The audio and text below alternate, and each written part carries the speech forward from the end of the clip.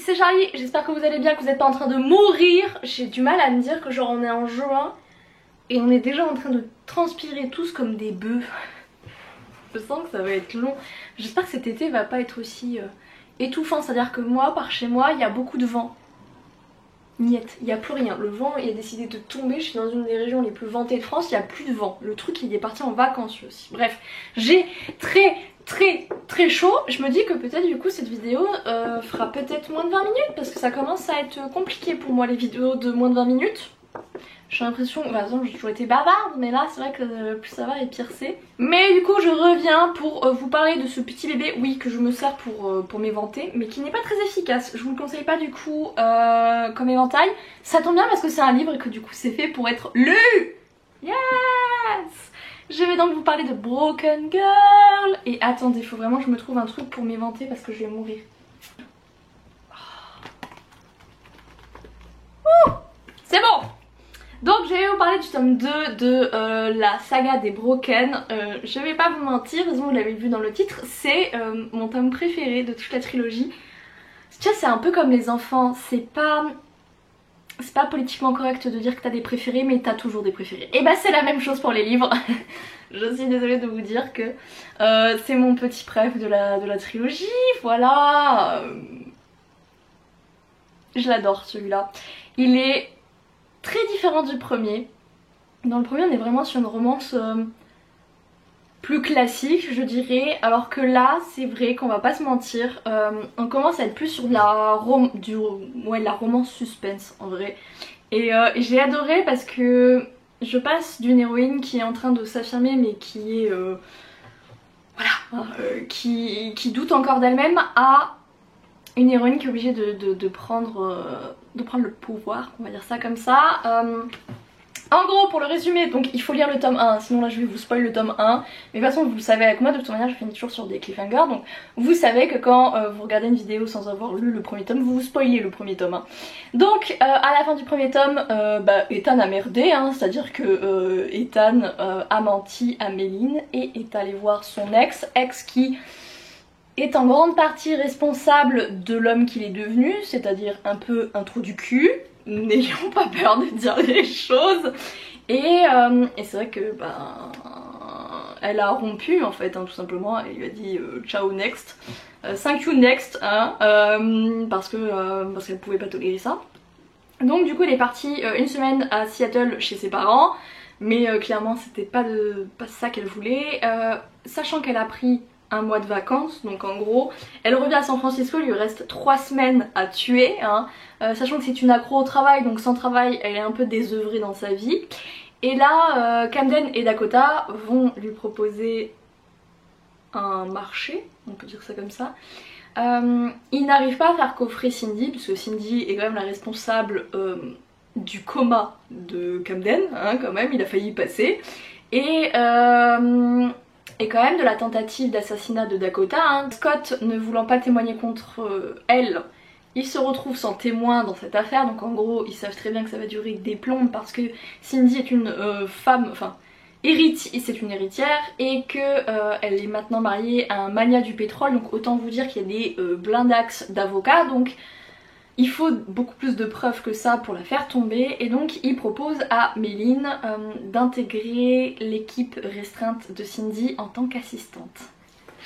Et elle va pas beaucoup hésiter, Méline, elle va pratiquement tout de suite accepter parce qu'elle a ce besoin de se sentir utile et elle a besoin aussi de se challenger parce que elle se voit toujours un peu comme une victime malgré tout le travail qu'elle a fait sur elle-même. Il y a toujours une partie d'elle qui se considère comme une victime et de devoir duper une sale garce, hein, quand même, voilà, c'est une personne qui a orchestré des meurtres. Bon, tu peux plus te sentir une victime quand tu dois tromper une telle personne. Et donc elle se retrouve à devenir l'assistante de Cindy. Oh voilà. Donc ouais, du coup, forcément c'est pas de la romance classique habituelle. C'est qui tout double, c'est-à-dire que je pense que soit vous allez adorer, soit ça va pas vous plaire. Après, voilà, je pense que si vous avez l'habitude de me lire, ça vous plaira parce que moi je le fais avec ma petite plume, hein, voilà. Et que j'ai tellement pris mon pied à l'écrire que voilà, ça se sent toujours en vrai hein, quand la personne elle kiffe. Et je pense que du coup ça se verra vraiment vraiment. Et puis on n'est pas encore... Le tome 3 est très dur, vous allez voir, enfin moi voilà, il y a plein de choses qui se passent dans le tome 3 qui sont pas simples. Mais c'est vrai que du coup ce tome 2, pas qu'il se passe des choses tout le temps joyeuses, mais de passer de Méline qui doute beaucoup d'elle-même à une Méline plus forte, plus affirmée, plus confiante, ça m'a fait du bien, autant pour elle que pour moi, parce que j'adore switcher de ces héroïnes qui n'ont pas confiance en elles à qui prennent confiance en elles par la force des choses ou parce qu'elles le décident. Et c'était totalement ça, puisque du coup Méline va se retrouver en plein cœur de la merde qui vont tout déclencher. Et en vrai de vrai, moi j'ai kiffé. Mais oui, j'avais imaginé des trucs et finalement j'ai choisi d'autres choses, mais je suis très contente de la manière dont il a été tourné. Enfin en fait souvent quand j'ai d'autres idées à la place de ce que j'avais à la base, elles sont toujours mieux. Parce qu'elles mettent plus l'accent sur un point précis de l'histoire ou elles montrent en avant d'autres personnages. Et vraiment j'ai adoré parce que dans ce tome 2 on côtoie Cindy qui est considérée quand même comme un peu...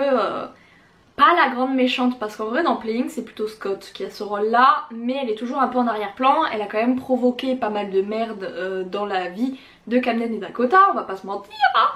Mais c'est vrai qu'elle a un peu un rôle en retrait Cindy, là c'est vraiment elle la méchante de Broken. Et ça me tenait vraiment vraiment à cœur en fait de pas faire une méchante... vous savez, un peu comme dans les Totally Spies, où c'est vraiment le méchant, il veut juste dominer le monde. Et en fait tu découvres que non, les gens ils sont pas foncièrement mauvais, ils sont pas foncièrement gentils, c'est un peu un mélange des deux. Et c'est ce qui se passe avec Cindy, c'est que vraiment si vous ne ressentez pas soit de la pitié ou soit vous ne la comprenez pas, c'est que vraiment j'ai raté mon taf. Mais je l'ai vraiment essayé de montrer que Cindy en fait c'est un être humain, donc qu'elle a des bons côtés et qu'elle a des mauvais côtés. Et c'est sur ça que j'ai voulu jouer, et c'est ça qui m'a autant plu, c'est de passer de Méline qui se sent faible, parce qu'elle ne l'est pas mais elle se sent faible, à elle prend confiance en elle, et à côté de ça de travailler sur Cindy qui est vue comme une garce sans cœur, et de la voir sous un autre jour, donc plus tendre, plus gentille, plus douce aussi, parce que elle a déjà en fait une assistante, Méline c'est sa deuxième assistante en fait. Et donc tu la vois avec sa première assistante, tu la vois en fait être juste une personne, tu vois. Et c'est pour ça que j'ai adoré écrire Cindy. Enfin en vrai Cindy, je vais pas vous mentir, je peux rien vous dire parce qu'il y a le tome 3 qui arrive et tout, mais c'est un personnage que j'aurais vraiment voulu écrire sur elle. Après vous avez son histoire du coup dans le tome 2 et vous avez la fin de son histoire dans le tome 3. Mais ouais, c'était trop cool d'écrire sur une personne qui est vue de manière très négative par les autres personnages de l'histoire. Et là de pouvoir se mettre un peu à sa place. Et c'était trop bien. J'ai adoré, c'est un peu comme dans Honora avec Naomi par exemple. Et c'est vraiment, d'ailleurs Naomi, j'ai vraiment très envie d'écrire sur l'histoire d'amour de Zachary et Naomi. Parce que j'adore écrire les méchants, je m'en rends compte. De plus en plus, avant j'étais vraiment full mes personnages, voilà c'est les gentils et tout. Et plus je vieillis et plus j'ai à cœur de montrer que les gentils ne sont pas forcément gentils et les méchants ne sont pas forcément méchants. Et ça me fait trop kiffer, en vrai je kiffe montrer le côté... oui, tout gris des gens en fait, non, le monde n'est pas manichéen, donc tout gentil ou tout méchant, c'est un peu un mélange des deux. Et du coup j'ai pu vraiment faire ça avec ce tome 2 et ça m'a fait kiffer, en vrai, j'ai adoré. Et du coup j'espère que vous le ressentirez. En tout cas c'est sûr, je continue, enfin si je peux évidemment, parce que là c'est l'avantage, c'est que comme c'est une trilogie, je peux me permettre de creuser mes personnages, je peux me permettre d'aller plus loin quand c'est des one-shots. C'est beaucoup plus compliqué parce que t'as qu'un seul tome pour te rendre compte des choses. Tu peux pas te dire non mais j'ai un autre tome, je pourrais montrer tel aspect de ce personnage là. Non, t'as un tome et tu te démerdes. Et là du coup c'est ce que j'ai fait avec Broken. J'ai pu creuser vraiment le personnage de Cindy que tu vois pas dans le tome 1, que tu vois dans le tome 2 et 3 de Broken du coup. J'espère tellement que ça va vous plaire, enfin vraiment j'espère que la fin, si vraiment vous voulez pas la suite, je comprends pas quoi. Et ouais du coup je me suis éclatée à l'écrire, vraiment je me rends compte. Un jour il faudrait vraiment que j'écrive un personnage principal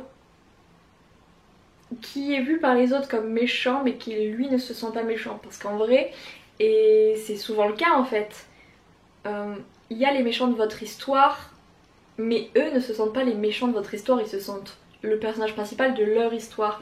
Et j'adore ce style là, j'adore ce principe là et vraiment mais j'ai un peu pu expérimenter ça, enfin vraiment le creuser on va dire avec Broken.